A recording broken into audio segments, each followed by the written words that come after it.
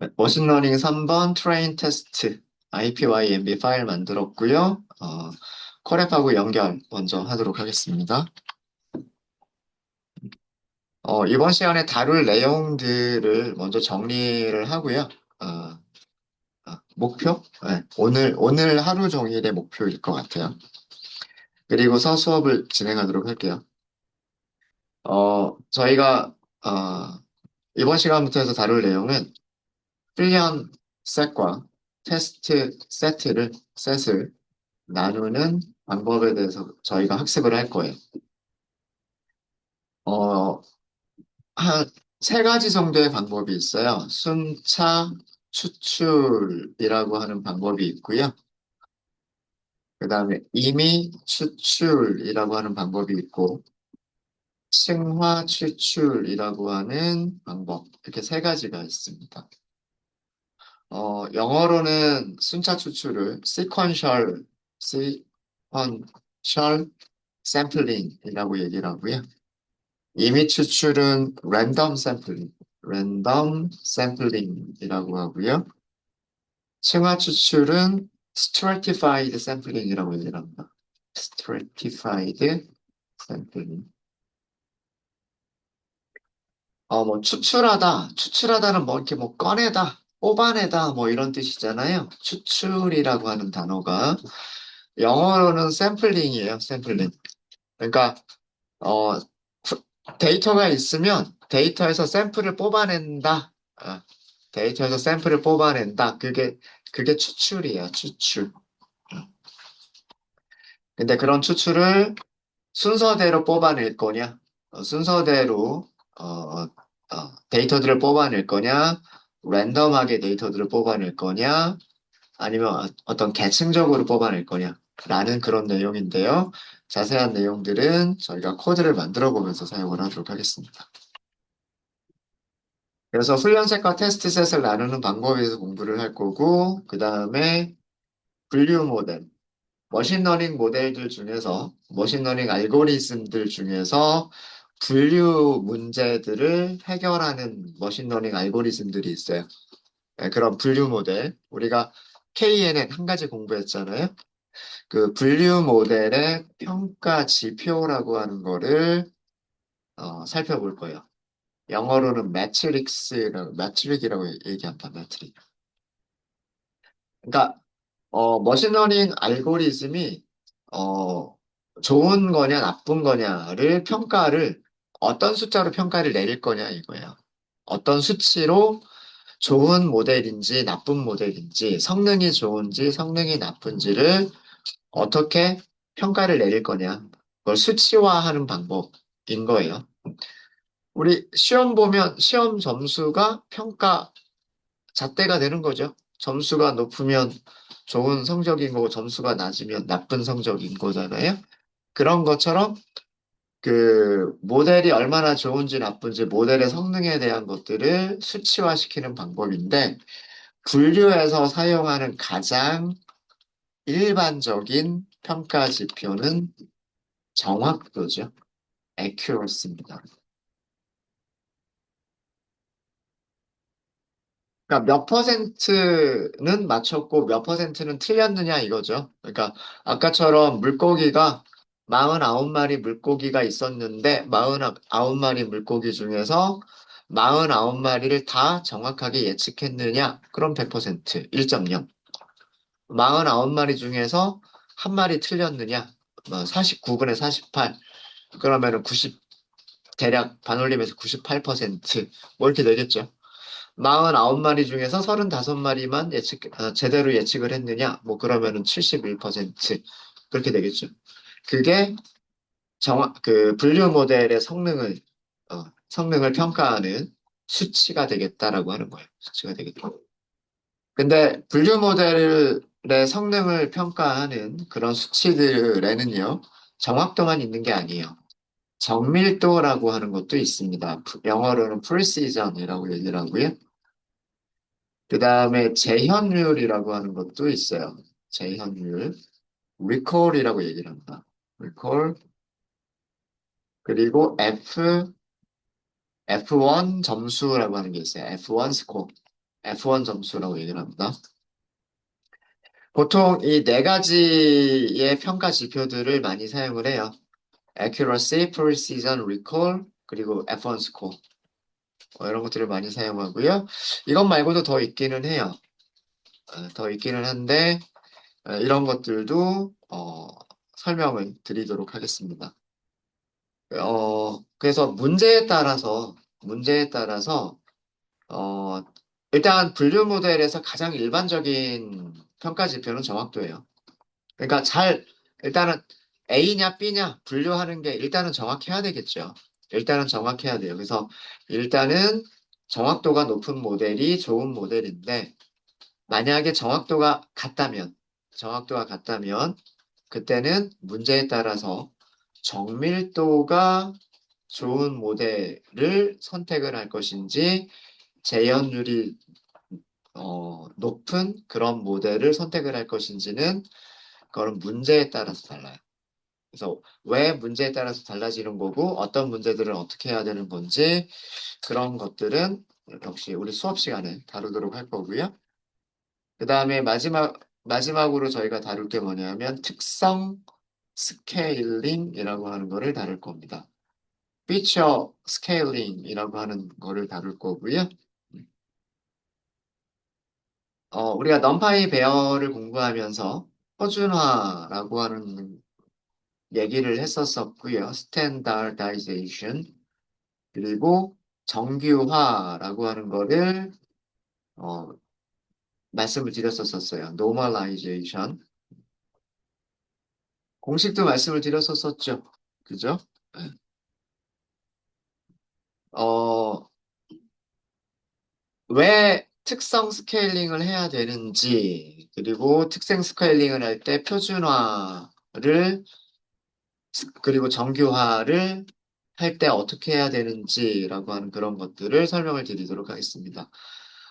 표준화 공식이나 정규화 공식은 뭐 굳이 뭐 외우실 필요는 없겠지만, 그 어떤 의미인지는 알고 계셔야 돼요. 표준화는 그 샘플이 가지고 있는 평균과 표준 편차를 사용을 해서 어, 모든 그 값들의 모든 값들의 스케일이 평균이 0이 되고 표준 편차가 1이 되도록 변환해 주는 것을 표준화라고 얘기를 하고요.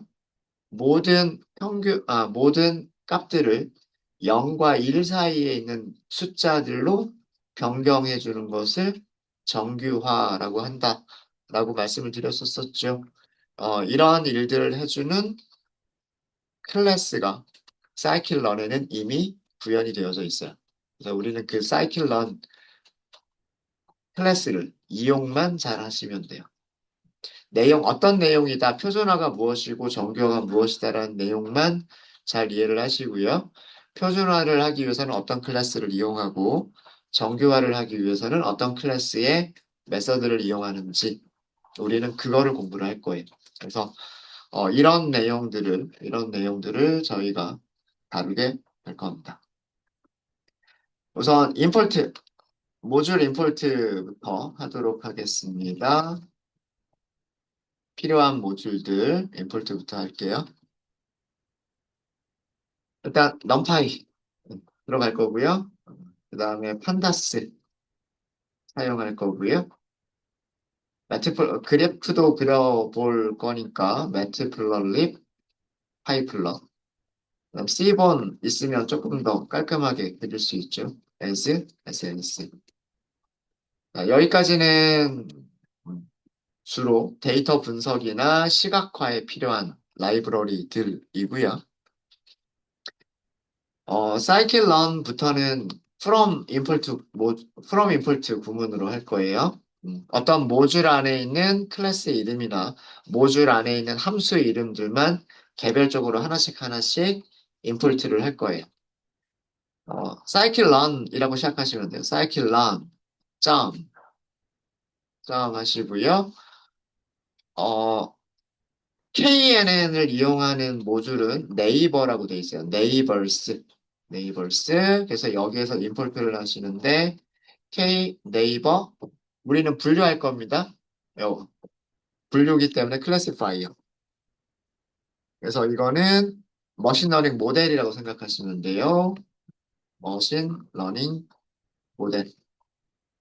러닝이죠. 머신 러닝 모델.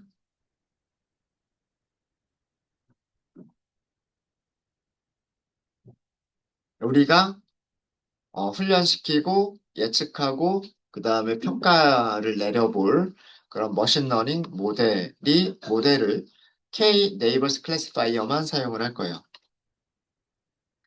자, 그 다음에 from scikit-learn 모델 selection이라고 하는 모듈이 있어요. 어, 콜앱에서 코드를 추천해 주죠. 그죠? 그러니까 타이핑 다 하실 필요 없으세요. scikit-learn 안에는 모델 셀렉션이라고 하는 하위 모듈이 있고요. 여기서 무엇을 임포트 할 거냐면 train. 네, 여기까지만 타이핑하면 함수 이름 나오죠. train test split 이거 함수 이름입니다. 어, scikit-learn의 특징인데요. scikit-learn의 그 규- 이름을 붙이는 규칙, 명명 규칙이 클래스 이름들은 클래스 이름들은 카멜 표기법을 사용을 합니다. 대문자로 시작하고 두 번째 단어 두 번째 단어를 붙일 때는 첫 단어만 대문자, 나머지는 소문자. 세 번째 단어를 붙일 때도 마찬가지로 첫 글자만 대문자, 나머지는 소문자 이렇게 요런 모양으로 이름을 만들어줘요. 그래서 아 대문자로 시작하는구나. 그러면은 클래스라고 생각하시면 돼요. 사이클런에서 함수와 메서드 이름들은 전부 다 소문자만 사용을 합니다. 그리고 단어와 단어를 붙여줄 때에는 언더스코어를 사용해요. 그래서 이런 표기법을 뱀처럼 생겼다라고 해서 스네이크 표기법이라고 한다라고 말씀드렸었죠. 예. 그래서 그 사이클런에서 임포트를 하는 그 이름만 보면 얘가 클래스인지 그럼 생성자 호출하고 메서드를 호출하는 건지 아니면 단독으로 호출하는 함수인지 알 수 있어요. 얘는 함수예요, 함수. 네, 딱 그런 그 명명 규칙으로 다 만들어져 있어요. 얘는 그 어, 훈련셋과 테스트 셋을 훈련 훈련과 테스트 셋을 분리해주는 함수 이름이에요. 이름 자체가 train 훈련, 테스트는 그리고 split 쪼개다 잖아요. 훈련과 테스트로 쪼갠다라고 하는 함수 이름이에요. 그 다음에 세 번째로는 우리 매트릭 이용한다 그랬죠. 평가를 한다 그랬어요. scikit-learn에 보시면은요. 매트릭스라고 하는 모듈이 있어요. 이 매트릭스에서 여기도 다 함수 이름들입니다. accuracy score. 정확도를 계산해주는 함수고요. precision score. 정밀도를 계산해주는 함수 이름입니다. 그 다음에 recall score. 재현율을 계산해주는 함수고요. F1 score. F1 점수를 계산해주는 함수예요. 그래서 얘네들은 그 평가 지표들을 계산해주는 함수 이름들이에요. 평가 지표 계산 함수들.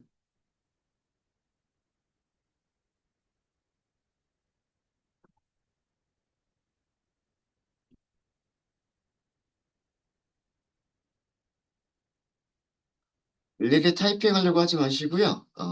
코드 추천해주는 거 선택해가지고 선택해서 엔터 이렇게 하시면 오타 없이 빠르게 코딩하실 수 있으십니다. 자, 그 다음에 scikit-learn에서요. 역시 마찬가지로 어, 매트릭스 모듈에서 사용할 게 더 있어요. 너무 길어가지고 조금 자른 거예요. 어, classification report라고 하는 함수가 있어요.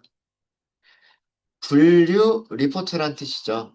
그러니까 그 결과를 리포트 형식으로 어, 만들어주겠다라고 하는 함수가 classification report고요. 그 다음에 confusion matrix라고 하는 게 있어요. confusion matrix. 이것도 사용하면서 어떤 내용인지 설명을 드리도록 하겠습니다. 얘네들은 평가 지표를 단순히 계산만 해주는 게 아니라, 어, 어떤 평가 지표 출력과 관련된 그런 함수들이에요. 내용?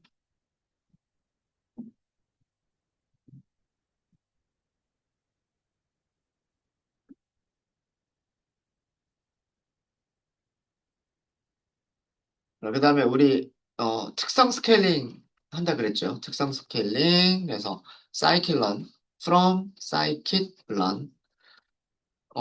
특성 스케일링은 모델을 훈련시키기 전에 해야 되는 거기 때문에 전처리 과정이라고 얘기를 합니다. 전처리 과정은 프리프로세싱이라고 하는 단어가 전처리란 뜻이에요. 전처리. 그래서 import, 표준화를 하실 때는 스탠다드 스케일러, 그 다음에 정교화를 하실 때는 민맥스 스케일러라고 하는 거를 사용하시면 됩니다. 얘네들은 특성 스케일링을 해주는 변환기 클래스들이에요. 변환기 클래스들.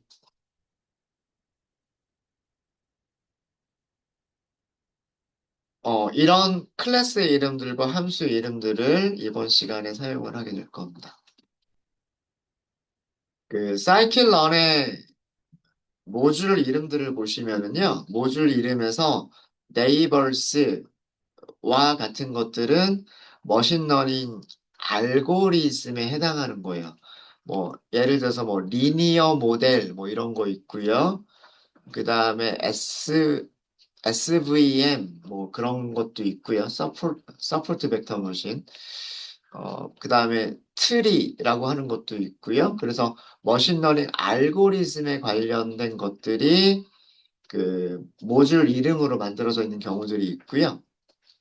그 다음에 훈련셋과 테스트셋을 분리하거나 그런 것과 관련된 것들은 모델을 선택한다라고 하는 모듈 이름으로 되어져 있어요. 모델 셀렉션. 평가 지표들은 매트릭이라고 하는 이름 자체가 평가 지표죠. 그래서 매트릭스라고 하는 모듈 안에 평가 지표와 관련된 모든 것들이 다 들어가 있고요. 전처리 과정은 이따가 저희가 살펴보겠지만 머신러닝 모델을 훈련시키기 전에 어, 하는 어떤 처리를, 그러니까 이전에 뭔가 처리를 한다라고 해서 전 처리라고 얘기를 하는데요. 전 처리와 관련된 모든 것들은 프리 프로세싱이라고 하는 모듈 안에 만들어져 있어요. 함수나 클래스들이. 그래서 이 모듈 이름들이 그렇게 그 외우기 어렵지 않게 그 뜻만 알면 단어의 뜻들만 알면 사용하기 그렇게 어렵지 않게 어, 만들어져 있습니다. 네. 자, 요 정도 하고요. 그럼 일단 실행을 먼저 할까요? 네. 서두가 너무 길어졌죠.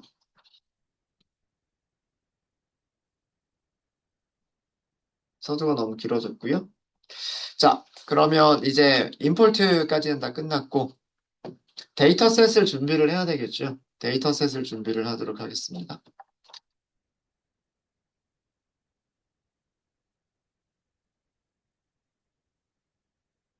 데이터 준비는 어제 사용했었던 거 그대로 사용을 할 거예요. 그래서 어, 그리고 문제도요. 문제도 그 무게와 길이만 사용해서 도미인지 빙어인지를 분류하는 이진 분류 문제로.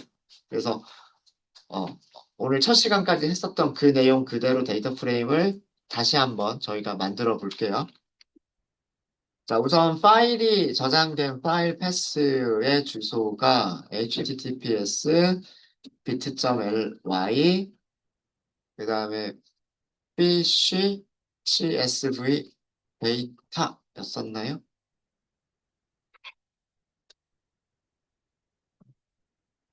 아마 요거였던 걸로 기억을 하는데 틀렸나요? 맞나요? 어제 사용했던 주소 요거 맞죠?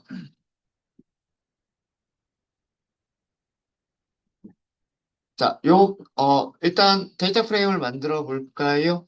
어, fish, pandas.read, CSV 하시면 되죠. 여기에다가 파일 패스를 주고요. 네, 에러가 없으니까 요 주소가 맞는 주소인 거 같죠? 맞는 헤드 한번 볼까요?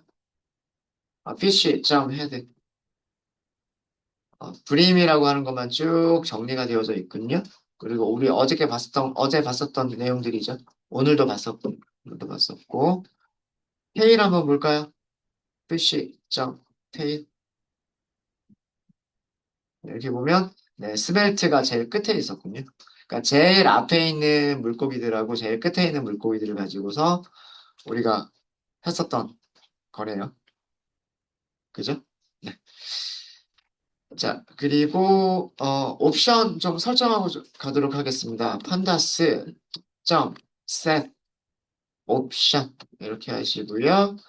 옵션의 이름은, 디스플레이, 점, 맥스, 로즈, 맥스, 로즈, 10개까지만 하도록 하겠습니다. 요거 의미 말씀드렸었죠? 네. 데이터 프레임의 행의 개수를 최대 10개까지만 출력을 하고요. 10개가 넘는 경우는 줄여서, 어, 점점점으로 표현하겠다라고 하는 그런 내용입니다. 자, 바로 우리 어저께 했었던 거기 때문에요. 그냥 바로 할게요. 웨이트와 랭스만 골라내는 게 그 특성 배열이죠. 맞아요? 그 다음에 스피시스만 골라내는 게 타겟 배열이죠. 그래서 바로 할게요. 자, 우리 문제에 맞도록 해보도록 하겠습니다. 어, 우선 좀 데이터 프레임을 좀 줄일까요? 데이터 프레임은 음, 피쉬에서 피쉬 점 피쉬 점 스피시스 스피시스가 is in. 그리고 우리는 몇 개만 선택을 할 거냐면 brim하고 smelt 이렇게 두 가지만 선택을 할 거죠. 이렇게 두 가지만 선택을 할 겁니다. 네, 결과 한번 볼까요? 네, 결과 보시면 49마리 맞죠? 49마리 맞고요. 6개 컬럼 가지고 있어요. 그럼 이제 여기에서 이 DF 가지고 하면 되겠네요. DF 가지고 웨이트와 랭스 뽑아내고요. 그 다음에 스피시스 뽑아내면 되겠네요. 그쵸? 맞습니까? 네. 그래서 요거는 전체 데이터셋에서 도미와 도미와 빙어 빙어만 선택을 한 거고요.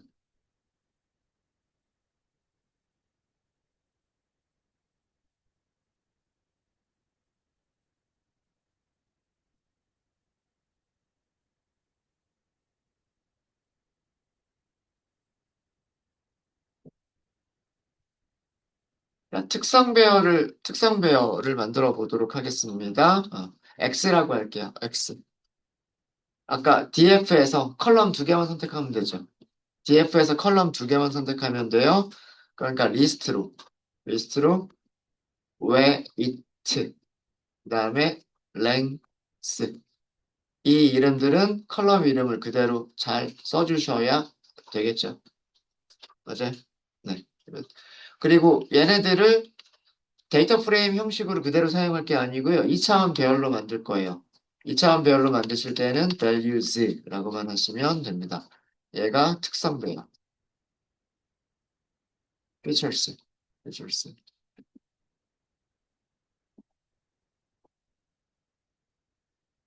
앞에서 5개만 출력을 해볼까요? 앞에서 5개만 출력을 해보시면 242g, 25.4cm. 여기 내용이랑 같아야 되죠? 여기 있는 내용과 여기 있는 내용 같아야죠. 그죠? 같죠? 242, 25.4, 290, 26.4. 그죠? 네, 제대로 선택된 거 보실 수 있으세요. 그죠? 음. 끝에서 5개도 선택을 해볼까요? 끝에서 5개 선택하겠다라고 하시면 어떻게 하면 돼요? 마이너스 5부터 끝까지. 이렇게 하시면 되죠. 얘네들은 어디 있는 값하고 일치해야 돼요? 여기 있는 값하고 일치해야 되지 않나요? 끝에서 5개니까. 그쵸? 네. 19.9, 15.0, 19.9, 15.0, 19.7, 14.4, 그 다음에 12.2, 13. 맞죠? 맞죠? 네. 그래서, 아, 특성 배열들이 제대로 만들어졌구나라고 하는 걸 알 수가 있고요. 알 수가 있고, 그 다음에 Y. 얘는 타겟입니다. 타겟 배열입니다. 타겟 배열은 데이터 프레임에서 무슨 컬럼만 선택하시면 돼요? 어죠. 스피시스. 그리고 마찬가지로 1차원 배열로 하려면 values만 선택하시면 되죠. 얘가 타겟이에요. 타겟. Y 출력해 보시면 돔이 이렇게 쭉 있고요. 그리고 뒤쪽에 스멜트 이렇게 있죠. 그래서 도미가 35개가 있었고 도미가 35개가 있었고 그 다음에 스멜트는 14개가 있었을 겁니다. 그래서 합쳐서 49개. 49개. 네. 되셨습니까? 네. 이렇게 해서 데이터 세트에 대한 준비는 다 했습니다. 시각화 같은 것들은 따로 하진 않을게요. 어저께 했었던 부분이니까. 네. 훈련셋과 훈련셋과 테스트셋, 훈련셋, 테스트셋 분리.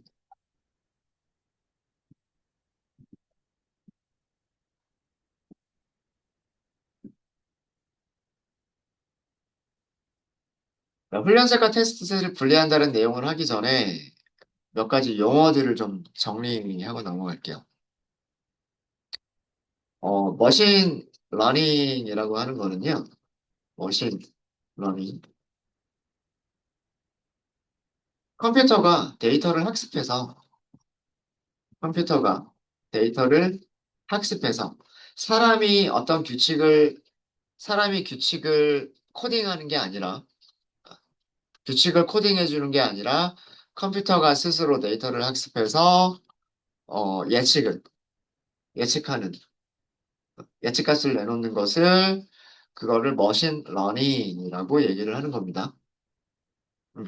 물론 어떻게 학습을 할 것이냐라고 하는 방법은 사람이 코딩을 해줘야 돼요. 뭐 KNN과 같은 알고리즘, 뭐 5개를 선택하겠다, 뭐 이런 알고리즘은 사람이 작성을 해줘야 되는 부분이지만 거기까지만 작성이 되면 어, 여러 가지 다른 데이터들을 어, 똑같은 모델에다 넣어서 우리가 예측값을 만들어낼 수가 있다라고 하는 게 그게 머신러닝이에요. 데이터만 바꿔주면 되는 거예요. 우리는 물고기 어종 분류하고 있잖아요. 물고기 어종을 분류를 하는 그 분류해서 예측해주는 프로그램을 우리가 직접 만든다고 한다면은요. 그렇게 어렵지 않게 만들어낼 수가 있긴 있을 거예요. 왜 그러냐면 이 도미와 빙어는 너무나 크기 차이가 크기 때문에 길이가 얼마 이상이고 무게가 얼마 이상이면 도미라고 예측하고 그 다음에 길이가 얼마 이하이고 무게가 얼마 이하이면 빙어라고 예측하겠다. 정말 이품은 몇 개만 써가지고 만들어도 정확도 100%에 해당하는 그런 프로그램을 만들 수가 있어요. 근데 그 프로그램은 다른 데이터셋에서는 사용할 수가 없죠. 뭐 예를 들어서 스팸 메일을 분류하는 프로그램에서나 아니면은 어떤 질병을 판단 내리는 그런 데이터셋에서나 아니면 아이리스, 붓꽃의 종류를 예측하는 그런 모델에서는 사용할 수 없는 프로그램이에요. 그럼 우리가 또 규칙을 또 만들어야 돼요. 그죠? 붓꽃을 예측하겠다 그러면 붓꽃을 예측하기 위해서 거기에서 사용되어지는 길이들 있잖아요. 그 길이들로 또 그 숫자들을 바꿔가면서, 그죠? 뭐 랭스가 몇 센티미터 이상, 위드스가 몇 센티미터 이상 이렇게 하면서 규칙을 바꿔서 코딩을 해줘야 그 아이리스를 예측할 수 있는 프로그램을 만들 수가 있단 말이에요. 근데 KNN이라고 하는 거는 클래스 하나만 딱 만들어 놓으면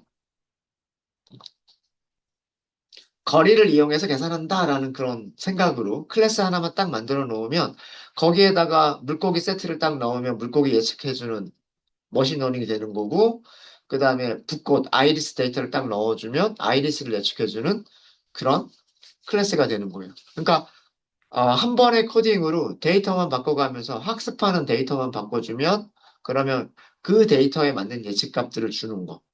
그게 머신러닝인 거예요.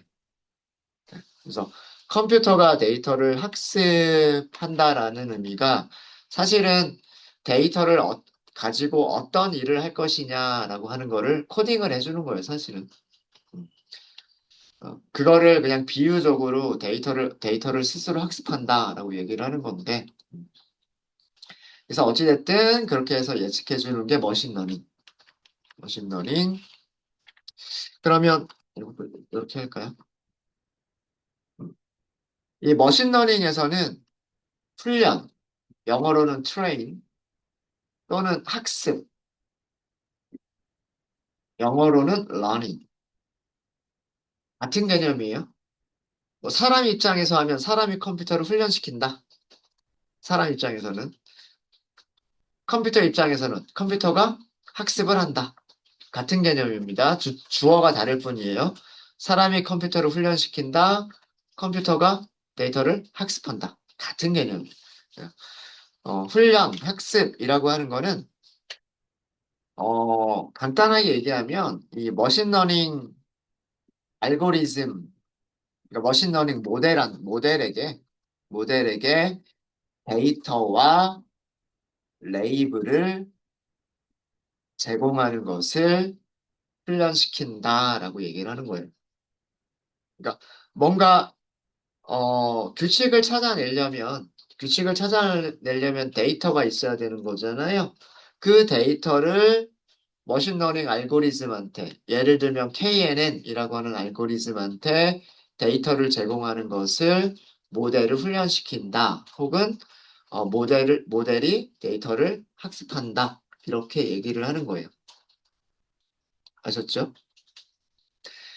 제가 여기를 괄호를 썼어요. 데이터와 레이블을 제공한다. 해서 레이블은 생략될 수도 있다라고 말씀을 드렸는데, 이건 생략할 수 있다는 의미로 제가 괄호를 쓴 거예요. 데이터만 제공할 수도 있고, 데이터와 레이블을 함께 제공할 수도 있어요. 우리가 그 물고기의 종류를 예측하기 위해서 물고기의 특성들, 무게와 길이라고 하는 특성들의 데이터를 제공했잖아요. KNN한테. 그리고 또 뭘 함께 제공을 했어요. 첫 번째 물고기는 도미고 마지막 물고기는 빙어다라고 하는 레이블도 함께 제공을 했죠. 그죠? 음. 이거잖아요. 19.9g과 15cm짜리 물고기는 스멜트다라고 하는 레이블을 제공을 했고, 그 다음에 242g, 25.4cm짜리 물고기는 브림, 도미다라고 레이블을 제공했죠. 이렇게 특성 데이터와 레이블을 함께 제공하는 것을 지도학습이라고 얘기를 해요. 그러니까 사람이 지도를 해주는 거예요.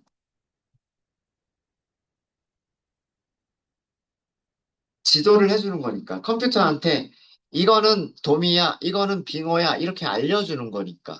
알려주는 거니까 이런 학습을 지도학습이라고 얘기를 하는 거고요. 그러니까 KNN은 지도학습 알고리즘들 중에 하나인 거예요. 근데 어떤 머신러닝 같은 경우에는 레이블을 제공하지 않아요. 그냥 무게하고 길이, 이것만 주는 거예요. 그러면서 그 물고기들이 뭔지 알려주지 않아요. 그럴 때는 레이블을 제공하지 않겠죠. 머신러닝 모델에게 특성 데이터들만 제공하고 레이블을 제공하지 않는 경우도 있어요. 그런 학습을 지도 학습이라고 얘기합니다. unsupervised learning. 그래서 제가 특성 데이터와 레이블을 제공한다. 근데 레이블은 안 줄 비지도 학습에서는 제공되지 않을 수도 있기 때문에 괄호로 쓴 거예요. 네, 이해되셨습니까? 그다음에 평가라고 하는 게 있어요. 평가. 뭐 예측이라고 하는 거는 음, 아시겠죠? 예측값 내놔라. 이거예요. 어, 뭐 A인지 B인지 예측해라. 아니면 뭐 가격이 얼마인지 예측해라. 이런 거. 예측값. 평가. 평가는 학습된 데이터와 학습되지 않은 데이터를 얼마나 잘 예측하는지를 점수화하는 거예요. 그러니까 점수를 매긴다라는 그런 뜻이죠. 평가를 내릴 때는요, 두 가지로 평가를 하셔야 돼요. 두 가지로. 학습된 데이터에서 얼마나 정확한지, 그리고 학습되지 않은 데이터는 얼마나 정확한지, 이 두 가지를 비교해서 평가를 하셔야 돼요. 근데 우리가 첫 시간까지 했었던 거는 학습되지 않은 데이터를 가지고서 평가를 해본 적은 없어요. 49마리 물고기를 KNN한테 줬잖아요. 그러고 난 다음에 그 똑같은 49마리 물고기를 KNN한테 예측해봐라 이렇게 했어요. 그랬더니 정확도 100% 나왔죠. 물론 K값이 바뀌면 49마리 훈련 데이터를 가지고서도 정확도가 71%밖에 안 나오는 경우도 있기는 있었어요. 그죠? 그러니까 우린 학습된 데이터에 대해서만 얼마나 잘 예측하는지를 우리는 점수로 평가를 내려봤지만 실제로는 학습되지 않은 데이터를 얼마나 잘 예측하는지도 점수화를 해봐야 돼요. 어, 우리가 학교에서 공부할 때 생각해 보세요. 음, 뭐 학교에서 뭐 수학 시간이나 뭐 영어 시간이나 공부를 할 거죠. 뭐 수학이라고 할까요? 선생님이 수업 시간에 열심히 풀어줘요. 열심히 필기하겠죠. 그죠? 근데 만약에 선생님이 수업 시간에 냈던 문제를 토시 하나 안 틀리고 그대로 시험 문제 냈어요. 뭐 그래도 학생들은 100점 맞는 학생이 있고 뭐 50점 맞는 학생들이 있겠죠. 그게 학습된 데이터만 가지고 평가를 내린다는 뜻이에요. 근데 수업 시간에는 이렇게 했었던 문제를 하나도 안 내고 뭐 적어도 뭐 토시 정도는 바꿔서 숫자 정도는 바꿔서 문제를 내야 되겠죠. 그리고 그걸로 시험을 봐요. 그럼 학생들은 당연히 수업 시간에 했었던 문제들과는 조금 달라졌으니까 점수가 그, 학습한 내용만 시험 볼 때보다는 조금 점수가 낮을 수 있겠죠.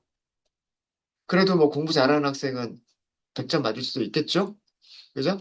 그게 학습되지 않은 데이터로 예측을 한다는 얘기예요.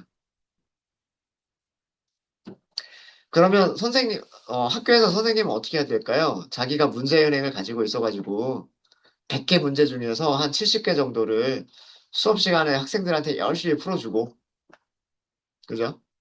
그 다음에 시험 볼 때는 학생들한테 알려주지 않았던 한 30문제 정도 가지고서 1시간 동안 시험을 보는 거죠. 그럼 되겠죠. 그쵸? 그런 것처럼 우리가 데이터가 있으면 학습으로 사용할 데이터와 그 다음에 평가를 위한 학습되지 않은 데이터를 구분해야 될 필요가 있어요. 평가를 하기 위해서. 평가를 하기 위해서. 좋은 머신러닝 모델, 성능이 좋은 머신러닝 모델이란 어떤 모델이냐면 학습된 데이터에서도 좋은 점수를 받고 학습되지 않은 데이터에서도 좋은 점수를 내는 그런 모델이 좋은 모델인 거예요. 그죠? 학습된 데이터는 점수가 100점인데 학습되지 않은 데이터는 빵점. 자, 그런 학생은 응용력이 하나도 없는 학생이잖아요. 그런 학생은 정말 공부를 잘한다고 얘기할 수는 없어요. 그쵸? 자기가 학습한 문제를 100점 맞을 수 있었다면 학습하지 않았던 문제에 대해서도 적어도 8, 90점 이상은 받아야 너 공부 좀 하는구나 이렇게 얘기하겠죠. 그죠? 네. 그래서 이 두 가지를 나눠서 우리는 평가를 내려야 되고요. 평가를 내려야 되고 그러려면 그러려면 훈련 셋과 테스트 셋을 나눠야 돼요. 훈련 셋과 테스트 셋을 나눠야 됩니다.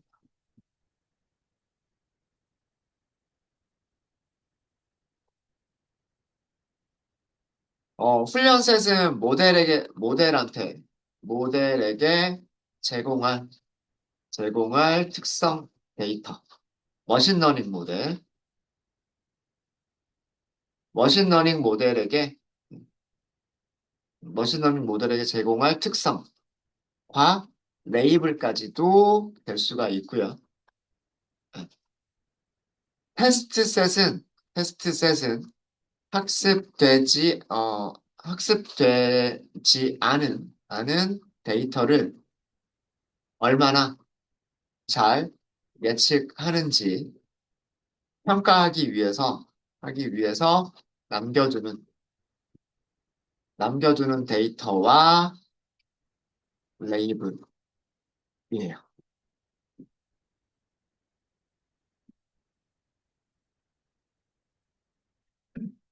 그러니까 우리 물고기 49마리 있었잖아요. 그러니까 49마리를 다 훈련시키지 말자 이거예요. 49마리를 다 훈련시키지 말고, 뭐, 뭐 예를 들면 한 35마리 정도만, 어, 대략 50마리로 쳐가지고 50, 35, 15 이렇게 하면 한 70%, 30% 이런 정도 비율이 될 테니까, 어, 49마리 중에서 한 35마리 정도만 모델한테 주고, 어, 그래서 너 이거 학습해 라고 해놓고, 그 다음에 평가를 내릴 때는 학습한 35마리 물고기는 얼마나 잘 예측하는지, 그리고 학습하지 않은 나머지 14마리는 그것도 잘 맞추는지, 잘 못 맞추는지, 요렇게 남겨두자 이거예요. 그래서 뭐, 전체 데이터셋을, 전체 데이터셋을, 우리 지금 X라고 했잖아요, X. 그죠? 그리고 Y라고 했잖아요.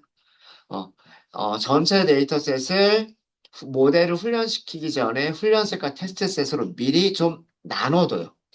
미리 좀 나눠두고, 훈련시킬 때 사용하는 거를 훈련셋. 그리고 오로지 평가를 위해서만 사용하는 것을 테스트셋이라고 얘기를 합니다. 네, 그럼 이제 용어들과 개념들이 좀 정리가 되셨을까요? 네. 네. 개념만 정리를 했고요. 아직 코드를 만들어 보지는 못했고, 코드들은 잠깐 쉬었다가 저희가 만들어 보도록 하겠습니다. 네. 40분에 시작하도록 하겠습니다.